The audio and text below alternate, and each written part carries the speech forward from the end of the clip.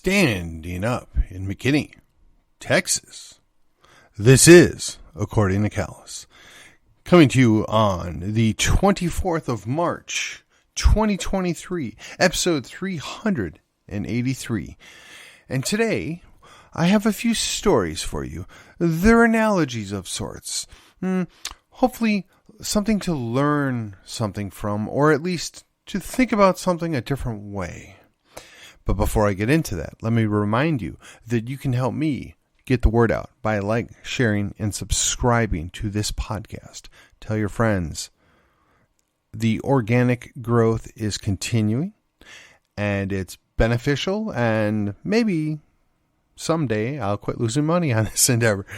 But until then, you're helping me. So if you feel so inclined, you can go and comment, you can rate, and anything else you feel so inclined to do for me, I would appreciate it. And come and follow me on my Facebook group at According to Callus.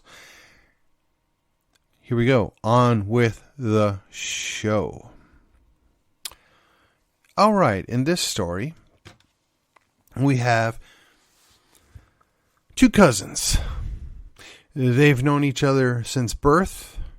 One cousin is a little bit more, let's call him citified, right?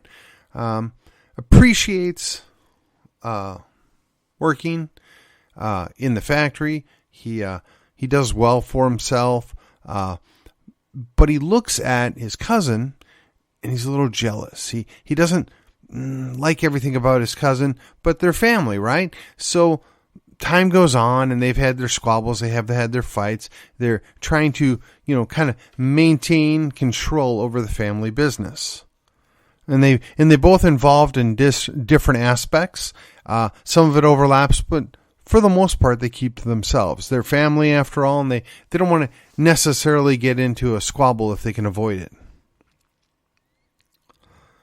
But at some point, the cousin, the second cousin, right? The one that the other cousin's been a little jealous of, that cousin just kind of gets fed up. He doesn't want to continue on with the family business. And he goes and lets the first cousin know, hey man, it's been good while it lasted, but this just isn't working out well for me anymore. I'm going to leave. I'm going to go on my own way. Well, the first cousin, he doesn't take too kindly on this, and he decides that, no, I'm not going to allow you to leave, and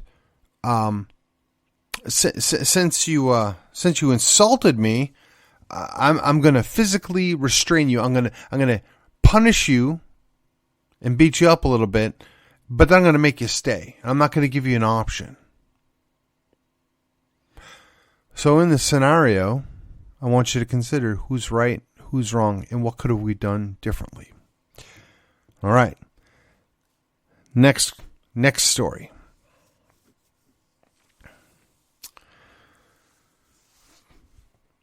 Let's use this scenario.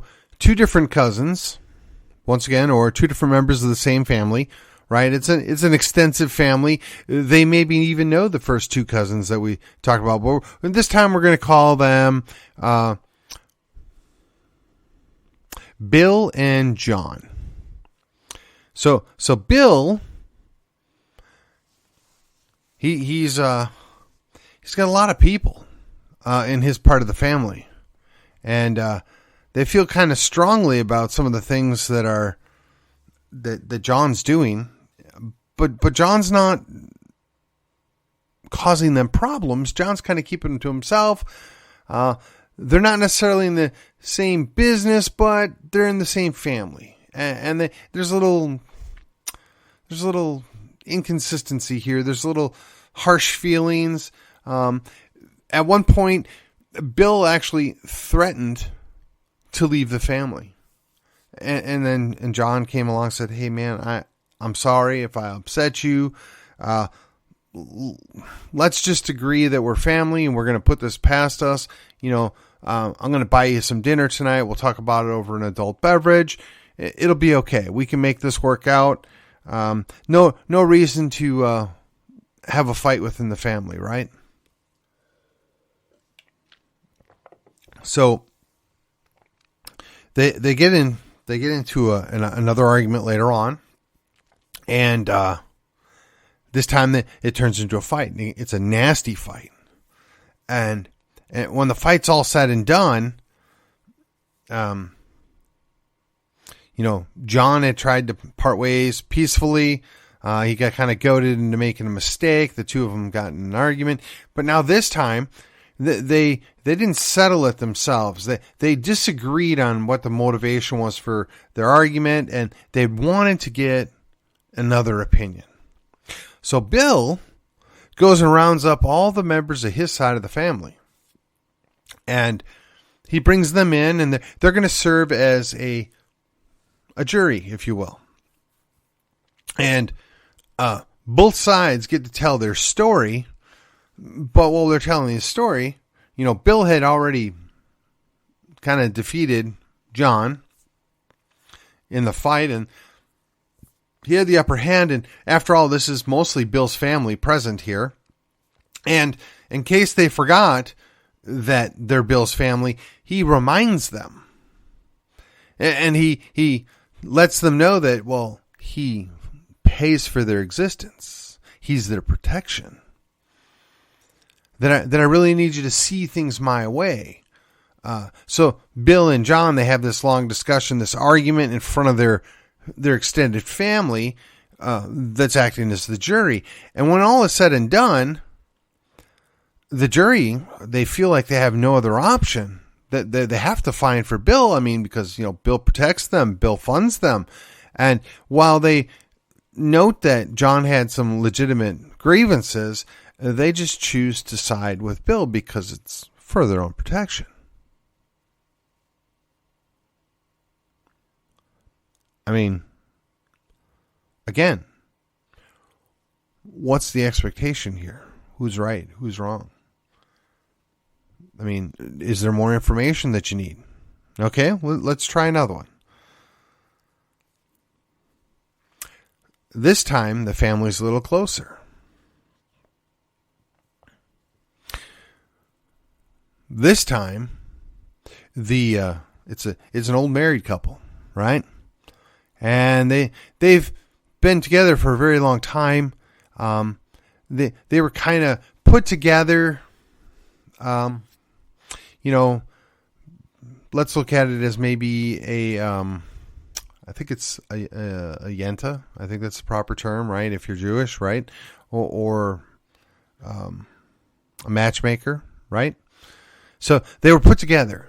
They created a family. They had offspring. They grew old together.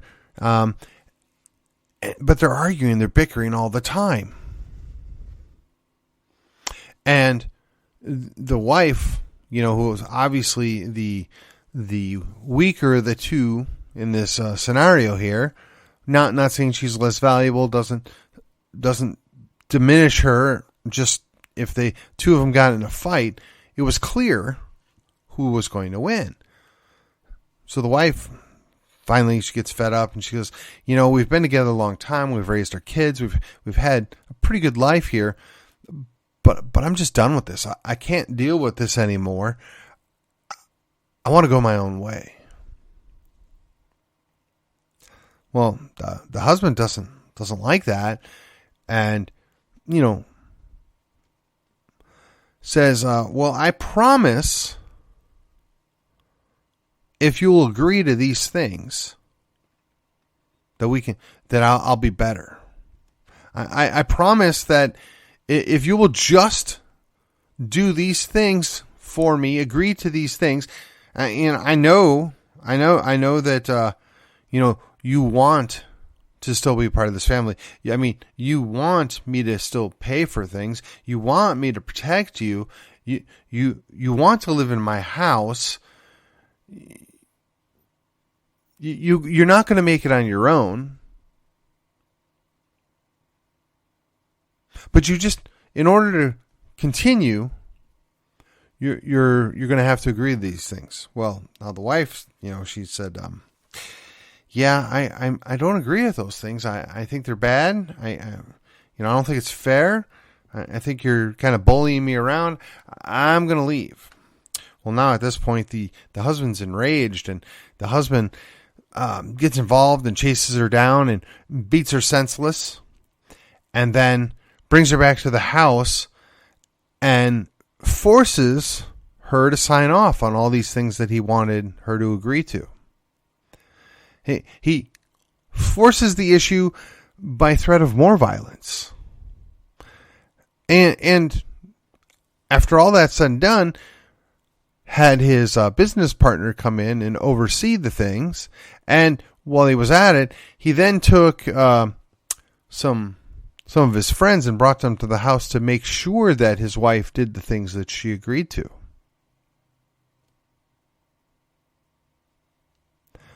So again, what do you think about this scenario? Do you think that was handled well? Do you approve of that situation? Do you think that is something that we should be, okay with that?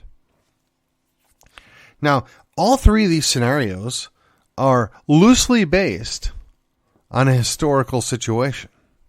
And by now you've probably figured it out, right?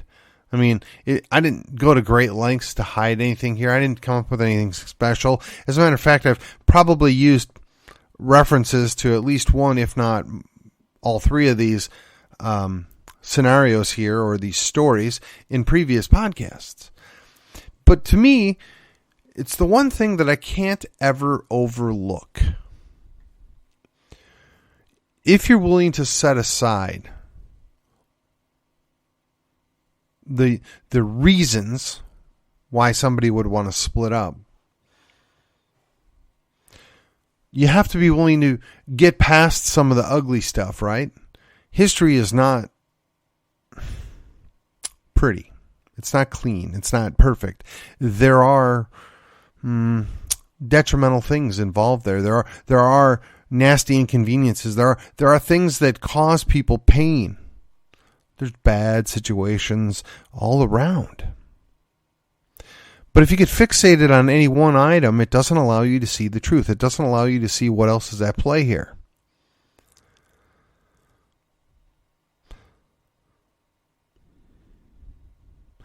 The Supreme Court issued an opinion in White v. Texas. Now, the Supreme Court fully realized that what had happened decided the issue, and they needed to find a way to justify what had happened. They needed to come up with an excuse to justify the actions and the abuse of power. So when you say that, the court issued an opinion or gave a ruling, well, they did and they didn't. It was a political excuse. I don't think realistically anybody believes that it was objective or was morally right. Likewise, when you goad somebody into making a mistake, when you force somebody into an untenable position and they react, and then you use that as an excuse to pummel them, and then when you're done pummeling them, you punish them some more, the punishment doesn't fit the crime. And it has to be dealt with. And we have to be willing to examine what's at play here. That's why I tried to personalize this. I tried to make it something very relatable to each and every one of us, because I think that gets lost, right? If somebody, if there was going to be a separation, it may have been temporary. It may not have been a good idea. It may have been cooler heads prevailed. It may have been that one state went one way and the other one said, well, we don't need to leave. We don't need to do this. We're going to get some concessions.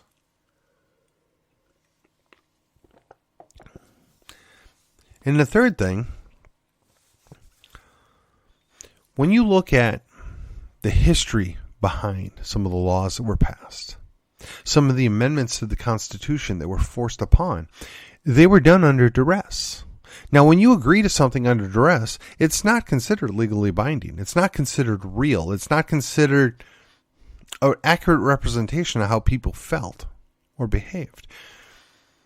When you've done this under duress, you're in a sense forcing somebody to act against their own nature, against their own best interests. Yet we celebrate this and we force it upon us. And honestly, there's a segment of our society that thinks because the 14th Amendment was ratified, that changes everything. It throws out the entirety of the Constitution and the founding of these United States. But if it was done under duress, does it really count? I mean, there was essentially a military dictatorship that required acceptance of the 13th and 14th Amendment before the military dictatorship would end and they would be allowed to be readmitted to the Union. And it's not even so much that they wanted to come back to the Union. That was the only way to get the military dictatorship to end. That was the only way to make them go away, to give them back their states, to receive some semblance of sovereignty back. So you're threatening people's lives, their livelihood, their families, and you want to then count that as something that people actually agreed to. Interestingly enough, and I know I've mentioned this before, if you take away the 11 states that were forced by threat of violence at the point of a gun to agree to those two amendments, would you have had enough people or enough states that signed off on them? I don't think that's the case. Now, I understand that in a war, and when it's done, and there's a treaty signed or there's certain things put into effect, that's normal. And that there's a process in place here. But what I would suggest to you is none of that had to happen. What I would suggest to you is all three of these stories illustrate that there was a way to avoid what happened. There was a way that we could have found a different way forward. There were other options. And it was only because one side refused and wouldn't negotiate in good faith that we got put into this position. Now, most of you know that I'm not a big fan of Lincoln. I haven't actually read the several books that have come out in the last several years. I know Kevin Gutzman's got one. I'm pretty sure Brian McClanahan, I think he's got a whole class on him. Lincoln is celebrated for all the wrong reasons, in my humble opinion. And we need to be very, very careful when we're going down that path. You know, the Republican Party, which I talked about in yesterday's episode, suffers from a very deep strain of progressivism. It suffers from the idea that the center should be able to rule and dictate for things. Not all, but just enough. Just enough to infect. Right? We have to be very careful. History's full of nuance. History's full of great men that had fatal flaws. I would suggest to you that in light of these stories, you should reconsider what you think you know. You should reconsider what you think you understand about what happened. You should reconsider whether or not 600,000 people needed to die and millions more suffer and die later after the war. Was that really the best outcome? Was it displacing a massive population of people worth the outcome? Now, I know in the 2020 hindsight vision of 2023, we can justify anything and everything. You know, and if we treat it on the same moral standard that we have now, which is odd because in a postmodern progressive world, there is no truth. There is no standard. So I'm not really sure how we're able to properly justify what happened in the past. There's a whole lot of dead people there. Pain and suffering, disruption, displacement. But yet, we're supposed to celebrate that. We're supposed to revere the person that was most responsible for it. We're supposed to reject any notion that the other side had valid ideas or valid opinions or proper justification for what they had done. Now you'll notice the motivation, the argument, really has nothing to do with the thing that you've been taught for most of your life. I would imagine that if you just set aside the odious thing that everybody stumbles over and look past that and realize it could have been anything, or it could have been something even more odious. Is there a way forward? Is there a valid issue there? Is it worth exploring? When people resort to name calling and dismissive accusations and aren't even willing to give you a fair hearing, I have to wonder, what is it they're really afraid of? What is it that concerns them? What is it they're trying to hide?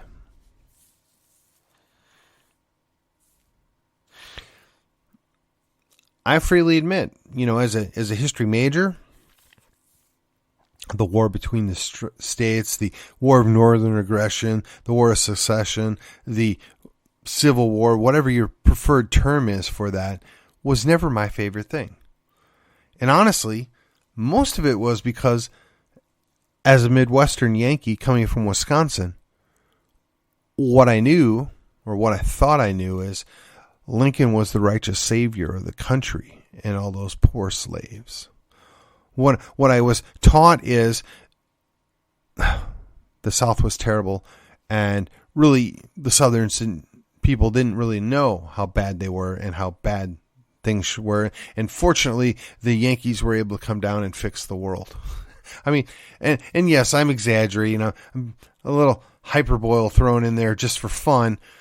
The hyperbole that surrounds this whole issue gets lost on the idea that people actually think that only half of the country enslaved people. I don't justify that. I've been quite clear over years, and anybody that knows me in real life knows that I find the idea of owning another person abhorrent, and that involuntary servitude would be something I would never tolerate, which is why I'm also against the draft while we're on this story. But if you're not willing to re-examine and think about what else is going on here, what other options are, I suggest that you're just buying the story. You're going along to get along, and you're not doing anybody any favors. So as we drift off into this weekend, I want you to just consider, could there be more to this story? Could there be a way that we could have had a peaceful end? Yes, that doesn't change what happened, but it does give you an opportunity to reevaluate what you've been taught, reevaluate how you think about things.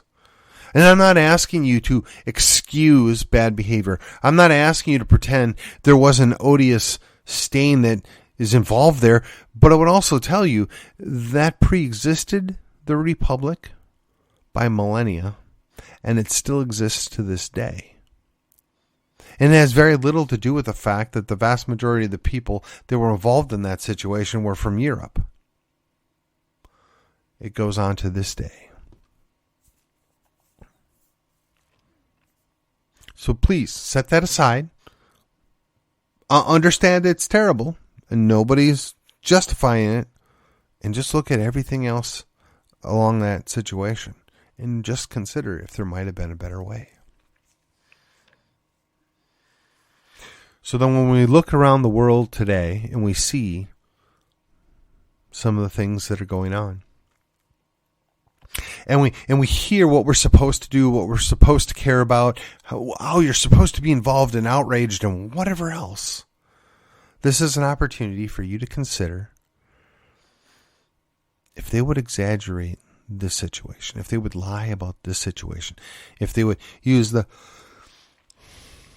most exaggerated, unnuanced garbage to sell this story. What else are they doing? What else have they been lying about? What else have they exaggerated? What else have they only told bits and pieces to get a reaction from us? That's what you have to be willing to do. And I want you to take this weekend and I want you to consider that. And when it's all said and done, come back. Join me next week as we delve into whatever else is going on in the world. And if you found this at least somewhat compelling or interesting, do a little post in my group. Set up a comment on either the show or my page. Let me know what you think. Yeah, I know there's only 2, maybe 3 listeners out there in the world, according to my favorite person in McKinney. But those of you that sat through this and you've given it some thought, don't give me a knee-jerk answer. I mean, I'll settle for with an emoji with, the little thinking or something. Just consider, if that happened then, what could be going on now? What is it that we don't know that could hurt us? And with that, this has been According to Callus, and I will see you on the other side.